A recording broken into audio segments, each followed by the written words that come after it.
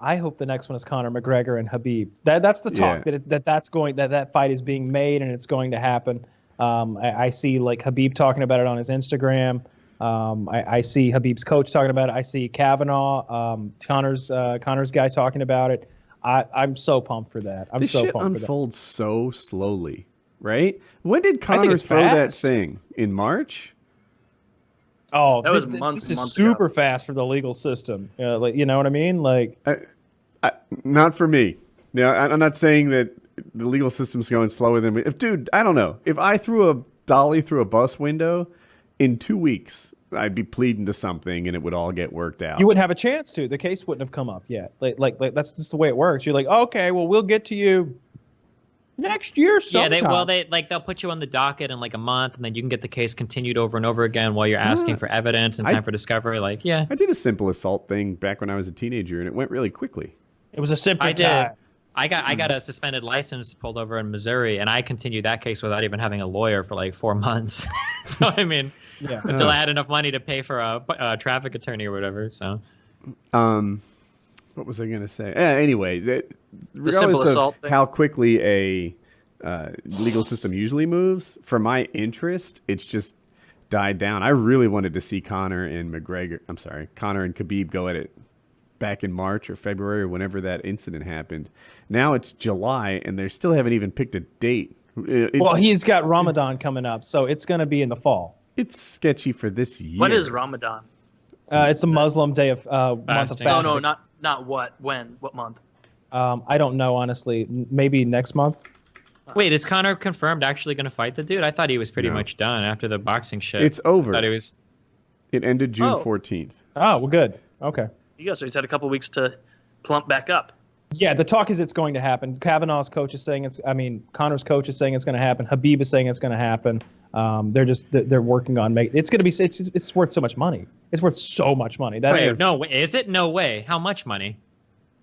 To Conor, compared to the Mayweather fight, is it actually like getting to that level? Oh yeah, he'll negotiate a ridiculous deal. It won't be Mayweather numbers because that's a whole different situation. Yeah, but maybe it will be. Maybe he'll get. It seemed like that was the big problem with the Mayweather shit. Is it like he got such a massive fucking payday for that? Why the fuck would he go and risk any part of his body or mind again to get back into the ring and fight anybody? Because they might make McGregor Promotions like a promoter of the fight and give him an enormous piece of the cut of like ticket sales. Yeah, it's the pay-per-view money that he wants. So there's so let's say he made $100 million on the Mayweather thing, right? Mm-hmm. All right, write off like 40% of that to taxes. So that's a thing. Now he's at $60 million. Write off another 10% of it to like management and training and all the expenses that go around with it, right? So now this guy's at $50 million. Mm-hmm. That's a lot of money.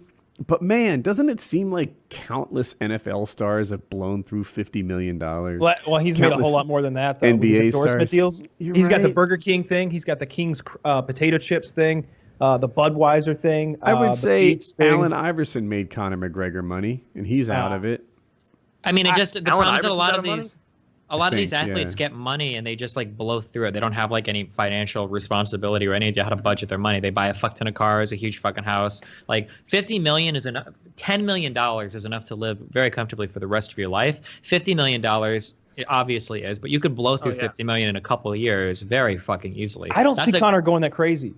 Conor is insane. What do you mean? He couldn't even stop himself from getting into thug fights on the No. shit. He get a custom suit made for his baby that says "fuck you" all over it. Like he probably paid like $10,000 for that. No, he gets those for free. I think he got his money out of that. Might be right. Yeah, they sell those. That's like the Conor McGregor designer guy. They have a whole promotional deal with one another. You can buy that "fuck you" suit on his website. I want to say it's $1,700. It might have been $3,700, something like that. I haven't seen anybody wearing them yet. I got 3 of them.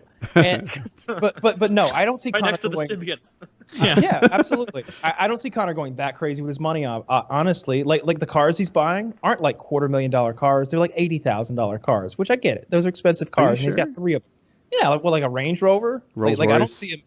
Oh, he doesn't own that. Those are all rentals. So that might be true. I can't tell what he owns and doesn't. I know we had that one guest who was an expert in that, and he could tell by something, maybe the license plate number, that it was a car they lend out to journalists, and he didn't own that. Yeah, that's what's going on. Like he's not it's an image of his, right? Like when he's wearing that mink coat. I don't remember what that mink coat. The tags are still on it.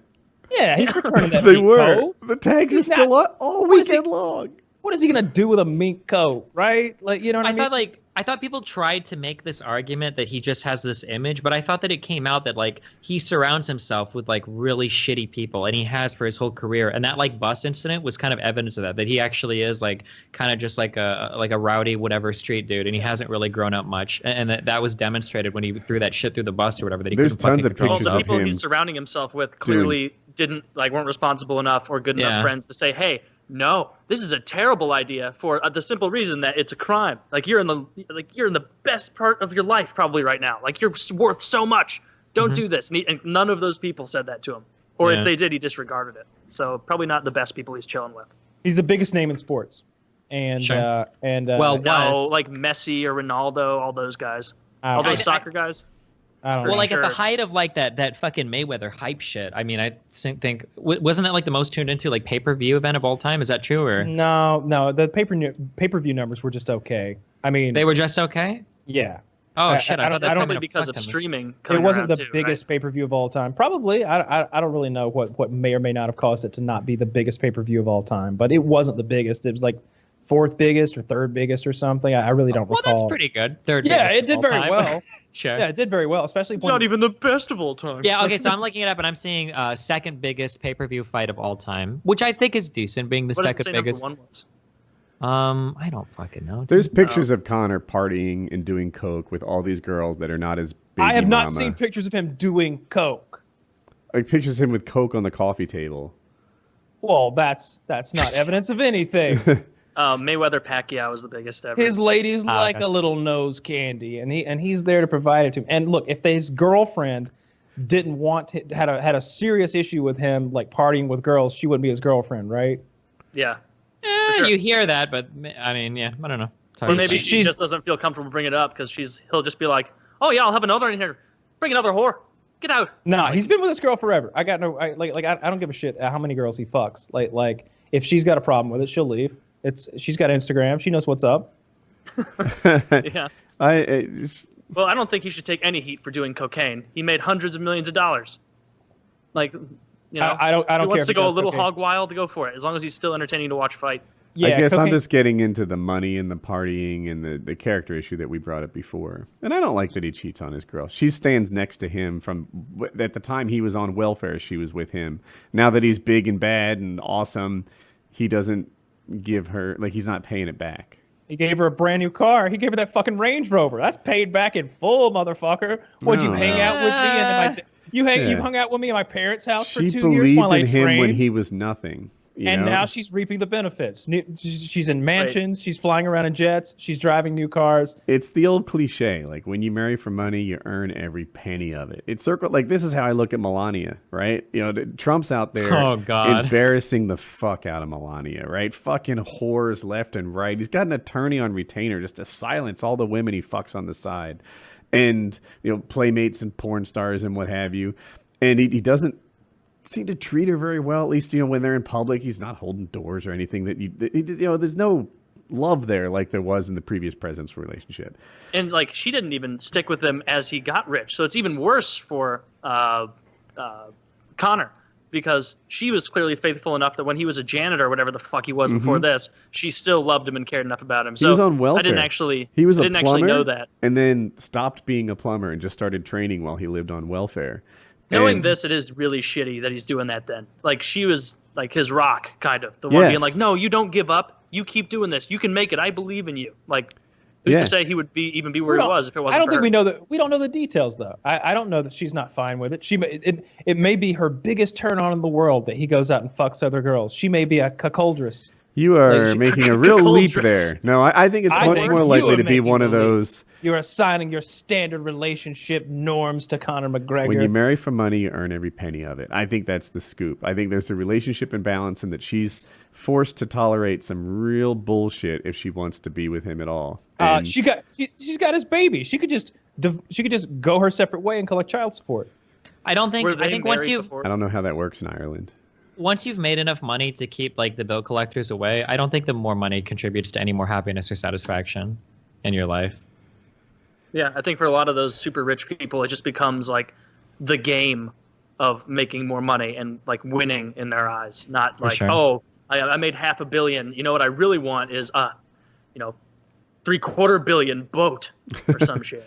Well, maybe, but I think it's more when you actually start like taking a hard look at your life, it becomes sometimes even harder when you have a lot of money, right? Because it's like, I don't even have a reason to be sad or, discontent right now, but like I don't have the people in my life that I wish I would have, right? You see a lot of celebrities will reach a certain point where they've kind of ostracized everybody that meant something to them, and they're kind of not surrounded by friends or family or loved ones as they'd like to be later in life. And money doesn't really buy you much in terms of company or in terms of like feeling comfortable or happy with yourself, I think. Yeah. I think that's a great problem to have. To have all those necessity boxes checked of like, I'm never going to be hungry, I'm never going to be homeless, never going to be, destitute.